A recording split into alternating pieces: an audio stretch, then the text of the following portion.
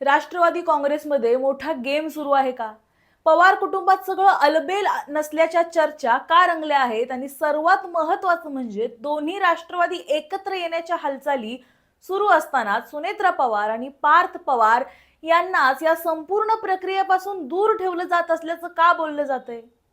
गेल्या काही दिवसांपासून राज्याच्या राजकारणात पडद्यामागे नेमकं काय सुरू आहे ते समजून घेऊया. नमस्कार, मी सारिका आणि तुम्ही पाहताय पॉलिटिकल महाराष्ट्र.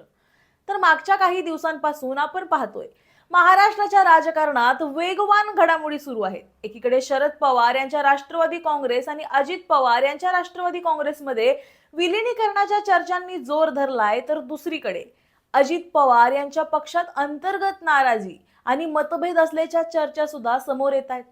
त्यामुळे आता या दोन्ही घडामोडींचा एकमेकांशी काय संबंध आहे असा प्रश्न उपस्थित होतोय. या चर्चांना आणखीन हवा मिळाली ती मुख्यमंत्री देवेंद्र फडणवीस यांच्या वर्षा निवासस्थानी झालेल्या बैठकीनंतर. प्रफुल्ल पटेल, सुनील तटकरे आणि शरद पवार गटाचे नेते जयंत पाटील यांनी मुख्यमंत्र्यांची भेट घेतल्यानंतर राजकीय वर्तुळात अनेक तर्कवितर्क सुरू झाले. या भेटीत नेमकी काय चर्चा झाली आणि याबाबत अधिकृत माहिती नसली तरी विलिनीकरणाच्या चर्चांना भेटीनंतर अधिकच वेग आला.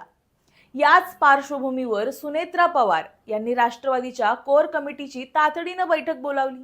या बैठकीत बदलती राजकीय परिस्थिती, विलिनीकरणाची चर्चा आणि पक्षाची पुढील भूमिका यावर सविस्तर मंथन झाल्याचं सांगितलं जातंय. मात्र या सगळ्यात सर्वाधिक चर्चा झाली ती एका वेगळ्याच गोष्टीची. काही माध्यमांच्या वृत्तानुसार विलिनीकरणाच्या संदर्भातील महत्त्वाच्या हालचाली आणि चर्चांपासून सुनेत्रा पवार आणि पार्थ पवार यांना दूर ठेवलं जात असल्याचं बोललं जातंय. इतकंच नाही तर या संपूर्ण प्रक्रियेच्या बाबतीत त्यांनाही पूर्ण माहिती नसल्याचा दावा करण्यात येतोय.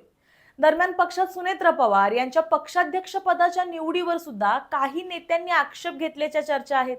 त्यामुळे पक्षांतर्गत मतभेद वाढल्याचं म्हटलं जातंय. आणखी एक महत्त्वाची चर्चा म्हणजे सुनेत्रा पवार या सध्या विलिनीकरणाच्या बाजूने नसल्याचं काही राजकीय सूत्रांचं म्हणणं आहे. त्यामुळे त्यांना आणि पार्थ पवार यांना बाजूला ठेवून विलिनीकरणाची प्रक्रिया पुढे नेण्याचा पर्याय विचाराधीन असल्याचं बोललं जातंय.